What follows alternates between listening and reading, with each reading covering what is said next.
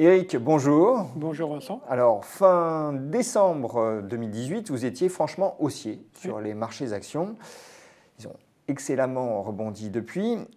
Est-ce qu'aujourd'hui, vous les voyez potentiellement monter davantage? Alors juste un retour, pourquoi on était haussier fin 2018. Les marchés avaient reculé, le marché mondial avait reculé à peu près de 20%, notamment au deuxième semestre de 2018. Sur les 25 dernières années, des corrections de 20% ou plus ont eu lieu à 7 reprises. Et en fait, ce qui est assez étonnant, c'est de voir que soit la correction s'arrête à 20%, dans 5 cas d'ailleurs, 20-21%, soit c'est un vrai crack et ça va à 50%. Les vrais cracks, ils avaient eu lieu à 2 reprises, en 2000, fin 2001, éclatement de la bulle Internet, et en 2008, avec la crise financière. Dans les deux cas, ça précédait une récession mondiale. Dans les autres cas, quand il n'y avait pas de récession mondiale, au bout de 20%, le marché rebondissait. Et nous a semblé que l'année dernière, cette baisse de 20% s'établissait à un moment où on ne voyait pas du tout de récession mondiale, alors que les prix des actifs, le prix des actions notamment, priçaient, entre guillemets, cette récession mondiale qu'on n'avait pas dans les chiffres. Voilà pourquoi on était fortement positif. Alors depuis, vous l'avez dit, le marché a rebondi très vite et fortement. Une dizaine de pourcents depuis le début de l'année. Oui, depuis le début de l'année, mais par rapport au plus bas, on est à un peu plus de 15. Là. Le CAC 40 avait atteint 4006 et frôlait, a dépassé les 5003 hier. Donc on est dans des rebonds de plus de 15%. C'est un peu rapide. Voilà, c'est des niveaux qu'on avait pronostiqués, mais pas du tout pour fin du mois de février. Donc tactiquement, on se dit que c'est un peu rapide. D'autant plus qu'aujourd'hui, il faut quand même acter d'un ralentissement de l'économie mondiale. On n'est pas en récession, mais il y a un ralentissement de l'économie mondiale.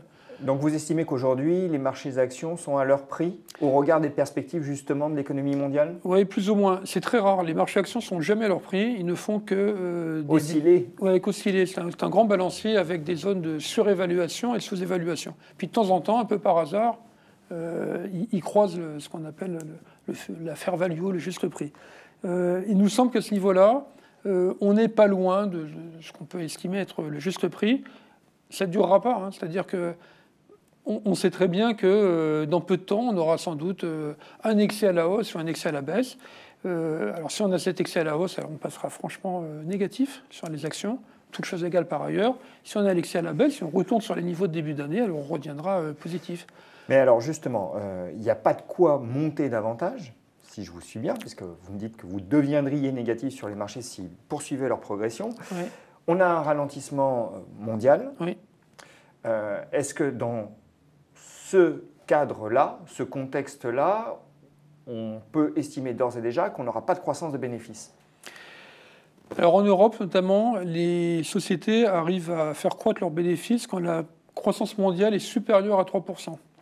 Là, on pense que la croissance mondiale va tourner autour de 3%. Les chiffres officiels, c'est encore 3,5 ou quelque chose comme ça. Donc on n'aurait pas d'écroulement des bénéfices, non, mais un maintien de ceux-ci je ne les vois pas progresser. Alors, aux alentours de leurs niveaux actuels. Oui, peut-être plus 1, plus 2, mais là, on doit être encore dans les perspectives de hausse de 6 ou 7%. On va réviser en baisse. On va réviser en baisse parce que la croissance mondiale va être revue en baisse. Je ne vois vraiment pas dans les mois à venir ce qui pourrait engager les instituts de conjoncture ou la Banque mondiale ou le FMI à revoir à la hausse la croissance mondiale. Pourquoi? Parce que la Chine va ralentir. Fort logiquement, on peut pas, c'est pas tenable des croissances à 10% comme c'était le cas il y a quelques années.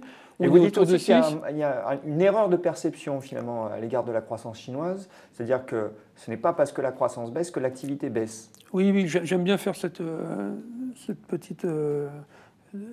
arithmétique en disant quand vous partez en base 100, vous augmentez de 50, ça fait 50%. Si l'année suivante vous faites encore 50, comme on part sur 150, ça fait plus de 33. Donc on a une croissance qui s'effondre, on a une activité qui reste stable. Alors c'est pas à ce niveau-là, mais en fait, vous avez les mêmes flux chaque année en Chine, enfin la même consommation, plus ou moins, vous avez une croissance qui baisse parce qu'on part sur une base plus élevée. Donc c'est vrai pour la Chine. L'Europe, on voit bien que la croissance va tourner entre 1 et 1,5. ce qui est déjà pas mal, mais enfin, c'est le potentiel. Et aux États-Unis, on n'arrête pas de considérer que c'est la dernière année de croissance, qu'on est en haut de cycle, on repousse, mais on voit bien quand même qu'on est au bout du bout. Donc vous voyez la croissance mondiale encore ralentir. Oui, et tourner autour de 3%, ce qui permet aux entreprises européennes de maintenir leurs profits, mais pas de croître. Est-ce que vous n'êtes tout de même pas un peu pessimiste concernant l'Europe? Est-ce qu'on n'aurait pas touché le point bas? Parce que certes, on s'est écarté assez sensiblement de la croissance potentielle. On avoisine les 1% aujourd'hui. Et quand on regarde la correction qui s'est produite sur le cycle en Allemagne, bon, peut-être que là, l'essentiel est fait. Et on n'a pas pour le moment de catastrophe, même en Italie. Non, alors c'est deux choses différentes. L'Europe n'est pas autonome, elle est beaucoup moins que les États-Unis notamment. Donc la croissance européenne n'est pas liée simplement qu'à ce qui se passe en Europe, mais à la conjoncture mondiale. Et tant que la Chine ralentira, la croissance européenne ralentira avec. Maintenant, effectivement, l'Italie est venue en fin d'année réaviver les craintes d'éclatement de la zone euro, etc. Ça, j'y crois pas non plus. D'ailleurs, les Italiens ne veulent pas sortir de l'euro. On a une coalition au pouvoir d'ailleurs qui ne tiendra pas. On a sans doute la Ligue qui va reprendre le pouvoir par rapport à 5 étoiles et qui ne veut absolument pas, enfin qui est plutôt pro-Europe. Donc il y a eu du stress là-dessus. Moi, je ne suis pas en train de dire que l'Europe va exploser, enfin que la zone euro va exploser. Ça, c'est quelque chose qu'on dit depuis 2011, la Grèce, l'Italie maintenant. Mais je dis simplement que structurellement, il y a peu de chances de voir la croissance exploser dans une Europe en plus qui est vieillissante. Hein. C'est quand même on en parle de temps en temps, il faut reparler de ça. C'est le nerf de la guerre, c'est la démographie. La croissance est faible dans le monde parce que la démographie a atteint un pic, en tout cas pour les pays les plus solvables. Donc la démographie mondiale, le pic de la population mondiale, ça sera peut-être en 2050. Mais même en Chine, on a un vieillissement de la population qui s'accélère. Avec en plus la politique de l'enfant unique qui commence à peser. Mais on a déjà des pays qui sont sur la pente descendante, l'Italie, l'Allemagne, la Russie, le Japon. Mais d'une manière générale, les pays industrialisés, les pays solvables ont leur pic de croissance et de démographie. Et c'est très très lié. Donc structurellement, ça pèse sur la croissance. On a aussi des tensions déflationnistes dues à la technologie. Ah, complètement, complètement. Et ça va peser également sur le cycle de croissance. Oui, doublement. Alors sur l'inflation et sur la croissance, alors de deux façons. L'inflation, parce qu'en fait, la technologie permet d'éliminer des couches d'intermédiaires. Le consommateur va directement au produit, sans passer par 1, 2 ou 3 intermédiaires comme dans le passé. Il compare. Et puis, la technologie, malheureusement, détruit des emplois. Alors là, effectivement, il peut y avoir des grands débats et on peut nous dire, regardez, il y a eu déjà des révolutions industrielles et les chemins de fer et tout qui ont créé des emplois. Aujourd'hui, la plupart des développements technologiques se font de manière à robotiser, à remplacer l'être humain, ce qui effectivement accroît un peu le chômage globalement et pèse sur les pressions, les revendications salariales notamment. Un robot ne fait pas grève. Hein. Donc ça, c'est quelque chose quand même à prendre en compte. Donc la démographie d'un côté, le développement de la technologie de l'autre, c'est quand même des facteurs déflationnistes, hein, assez forts. Il y a un acteur, enfin des acteurs qu'on nommait un peu vite tout de même, ce sont les banques centrales.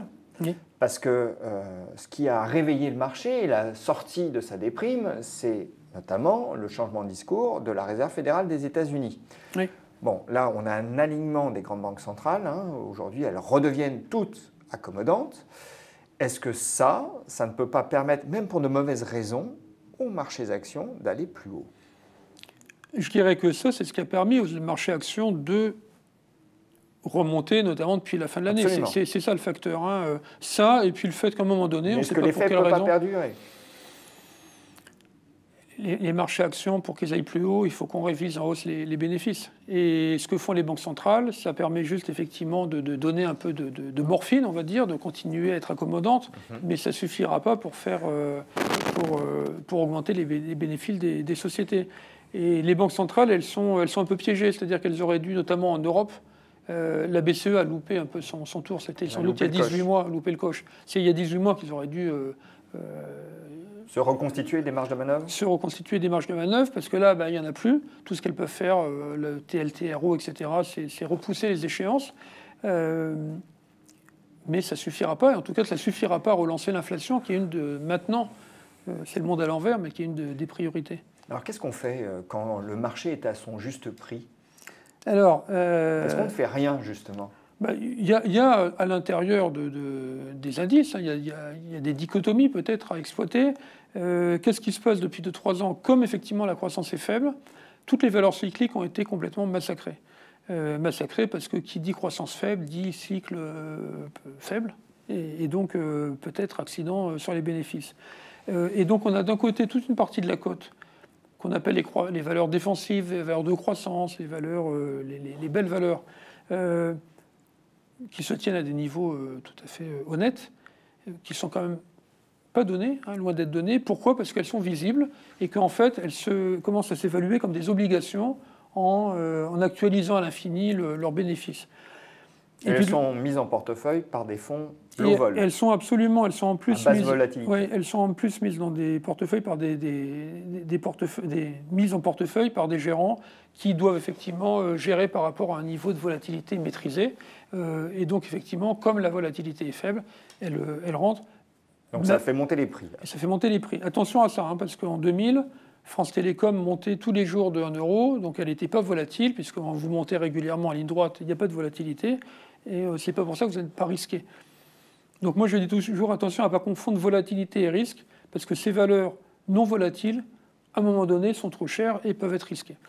C'est une partie de la cote. L'autre partie, c'est les valeurs cycliques, donc, qui ont été complètement massacrées. Nous, il nous semble qu'il y a eu de l'exagération là-dessus.